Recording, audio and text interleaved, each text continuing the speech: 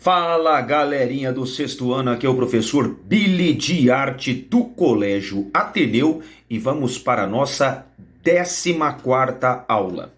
Pessoal, vamos iniciar aí o caderno 3, tá? Caderno 3, página 5. Você tá vendo, página 4, né? Você tá vendo aí, ó. Como a arte transforma o mundo. Tá? A gente tá vendo aí uma imagem de um casal dançando carimbó na cidade de Belém, que é a capital do Pará, nosso estado do Pará, né? Carimbó é uma dança de roda típica aí do Nordeste do Pará, mais precisamente, tá? Que é um estado da região norte, né? Do nosso Brasil aqui. E ele é bem popular lá, tá? Entre os nortistas e os nordestinos também, tá? Lá, o carimbó também é chamado de pau e corda, samba de roda do Marajó, por conta da ilha do Marajó, né? Baião típico de Marajó também é chamado. E a dança do carimbó, ele é sempre realizada em pares, tá? E marcada por movimentos giratórios. E é interessante que a origem do carimbó, né? A palavra carimbó é de origem indígena, tá? Do tupi. Carimbó quer dizer pau que produz som. E resulta da junção dos elementos curi, tá? que significa pau, e imbó, que significa furado. Então o nome faz referência a também um instrumento musical chamado curimbó, que é o principal instrumento musical utilizado nessa manifestação folclórica, né? O curimbó é uma espécie de tambor tocado com as mãos, feito com um tronco escavado e oco, tá? O carimbó, tá? Do Pará, ele foi trazido ao Brasil pelos escravos africanos, tá? Posteriormente, foram incorporadas influências indígenas e também europeias, tá? Então o costume da dança ele surgiu com o hábito dos agricultores e dos pescadores, né? E que no final ali dos trabalhos diários eles dançavam ao ritmo do tambor, tá bom? Só para contextualizar para vocês essa imagem aí. Bom, agora vamos ver os movimentos na arte. O expressionismo, gente, expressionismo, tá? A arte como forma de revolução. Então, o expressionismo, ele foi um movimento artístico e cultural que surgiu na Alemanha no período pós-Primeira Guerra Mundial. Por isso também chamado de expressionismo alemão, tá? Ele foi um importante meio para a realização de denúncias sociais, especialmente em um momento em que os valores humanos eram o que menos importava. Então, o expressionismo se configurou como uma nova atitude a respeito da forma de entender a arte, tá? Uma nova forma de expressão. A gente pode ver aí esse óleo sobre tela, né? Tinta óleo sobre tela, um quadro chamado Entrada de Cristo em Bruxelas, na cidade de Bruxelas, né? Em 1889, de James Ensor, tá?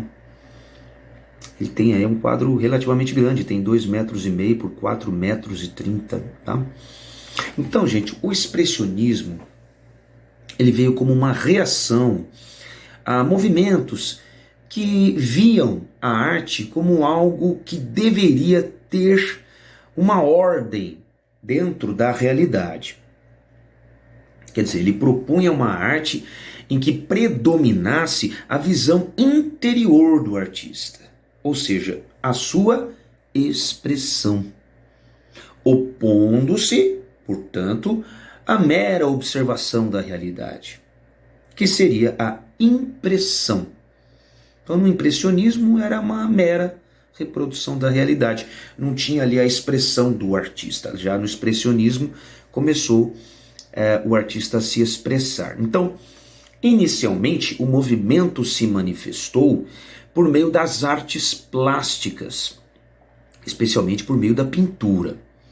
E depois englobou a arquitetura, a literatura, teve expressionismo na música também, na dança, no cinema, no teatro e expressionismo também na fotografia. Então o movimento aglutinou diversos artistas de várias tendências.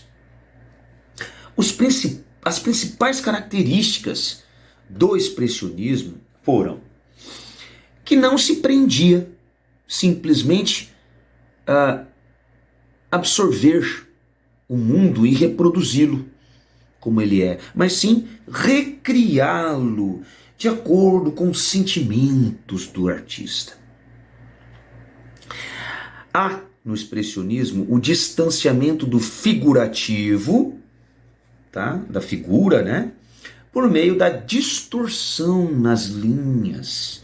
Isto é, os traçados são fortes e angulosos nas formas retratadas, seja de seres humanos, seja de objetos, como a gente pode olhar nessa imagem aí, né? A gente observe aí que existe aí nesse quadro, esse óleo sobre tela aí de Paul Gauguin, que é um autorretrato, né? Ele mesmo se retratou, né? Um autorretrato com o retrato de Bernard ao fundo, né? Tem um retrato de Bernard. Então a gente percebe que realmente há um distanciamento do figurativo por meio da distorção das linhas, né? Dos traçados, os fortes ângulos. Olha, por exemplo, nessa obra aqui, chamado Melancolia, a gente vê bem o expressionismo aí, né? De Edvard Munch, feito em 1894. Entre 1894 e 96 foi feito esse quadro, que é um óleo sobre tela, tem 81 por 1 metro, chamado Melancolia. Então, tinha também a questão das cores utilizadas, que eram fortes, intensas, com pinceladas bem marcadas, a fim de deixar evidente o efeito do traçado ali do pincel sobre a tela, né? Então os temas das obras expressionistas, geralmente remetem à solidão, à miséria, o medo, reflexos da angústia, né? E da ansiedade que dominavam os círculos artísticos e intelectuais da Alemanha durante os anos anteriores à Primeira Guerra Mundial, né? A gente vê aí, ó, nesse quadro Velho Triste, de Vicente Van Gogh, feito em 1890, é um óleo sobre tela de 80 por 64. A gente vê claramente, né, o expressionismo aí. Retratava a realidade, mas com sentimentalidade. E o famoso quadro O Grito, né, de Edvard Munch, também grande representante do expressionismo, feito em 1893, que é uma tinta a óleo, tinta têmpera e tinta pastel e lápis sobre carvão, feita assim, tinha 91 por 73 centímetros, né? Um quadro muito expressivo, né? Então, as características já podiam ser vistas no trabalho de artistas das últimas décadas do século XIX, que vai de 1801 até 1900, né? Como Paul Gauguin, como a gente viu, Edvard Munch e Vicente Van Gogh, que serviram de modelo aos expressionistas, né? Lembrando que o Grito de Edvard Munch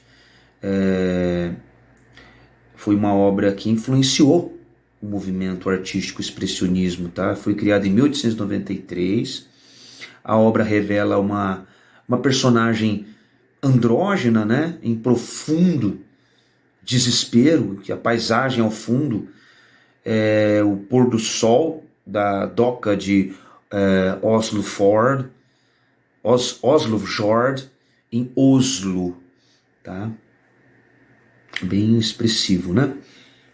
Bom, você sabia também que os expressionistas serviram-se do pensamento do filósofo alemão Friedrich Nietzsche, pensando em uma imagem descrita por Nietzsche que falava a respeito da situação do homem, que está sempre a caminhar sobre uma ponte que o levará além do que é.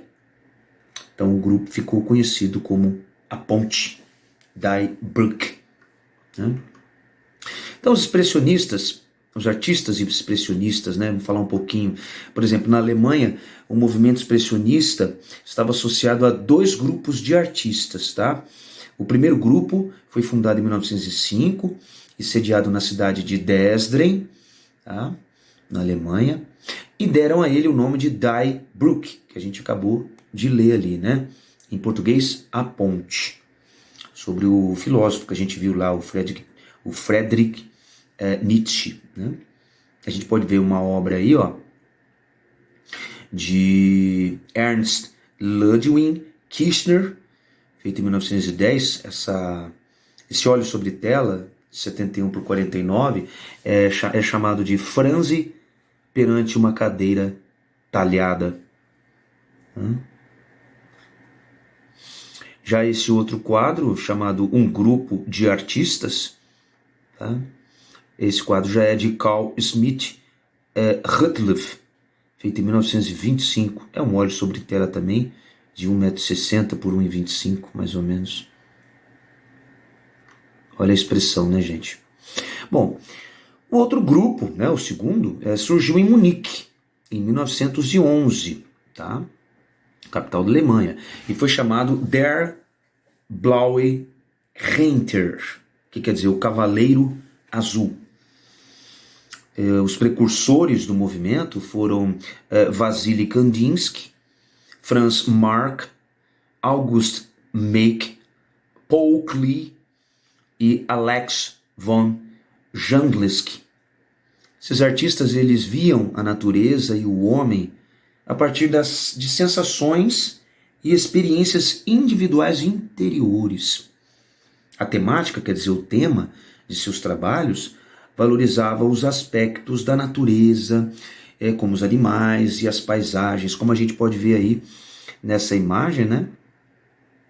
Chamado Cavalos Vermelho e Azul, de Franz Marc, feito em 1912, que é um óleo, uma tinta têmpera sobre tela, né? 26 por 34. E aí a gente vê uma outra obra chamada Rococo, de August Macke, feito em 1912, é um óleo sobre tela também, de 89 por 89, tá? Então, os artistas expressionistas, eles queriam, né, distinguir-se da sociedade urbana, tá, das cidades, da qual a maioria deles veio, né? Alguns levaram uma vida comunitária em áreas rurais, onde desenvolveram uma fascinação por sociedades mais primitivas, que tinham na natureza a sua forma de sobrevivência. Embora a maior difusão do movimento expressionista se encontrasse na Alemanha, o expressionismo manifestou-se também por meio de artistas de outras partes da Europa. Tá? A gente pode ver aí, ó, o casal de Amadeo Modigliani, o artista Amadeo Modigliani, que fez essa obra O Casal, tá? Em 1915, é um óleo sobre tela, né? E também um outro exemplo disso é a mulher com blusa vermelha, tá? De Chaim Soutine, também representante do expressionismo, em 1919, que também é um óleo sobre tela aí de 61 por 47. Já no continente americano, o expressionismo também influenciou o trabalho de vários artistas, tanto a temática social, né, sociedade, quanto os temas da sociedade, quanto as características formais podem ser vistas no trabalho, por exemplo, dos mexicanos José Orozco, Diego Rivera, David Alfaro Siqueiros, e também na pintura dos brasileiros, Cândido Portinari e Lazar Segal. Por exemplo, aí a gente vê a obra Maternidade, o nome dessa obra, de Davi Alfaros Siqueiros, feita em 1973, que era uma litografia, né, que é uma gravura utilizando aí uma pedra, né, bem lisa. Aí há uma reação química da tinta ali. Você coloca o papel, primeiro você pinta na pedra, né, depois você põe o papel e tira e sai a imagem. Litografia colorida, que lito quer dizer pedra, né, grafia escrita, de 56 por 76. O expressionismo também influenciou várias linguagens fora das artes plásticas, tá? Como a gente já havia falado, né? O cinema, a música, a literatura tiveram grandes influências do movimento expressionista, produzindo obras muito, muito importantes também, tá bom? Bom, aí depois veio a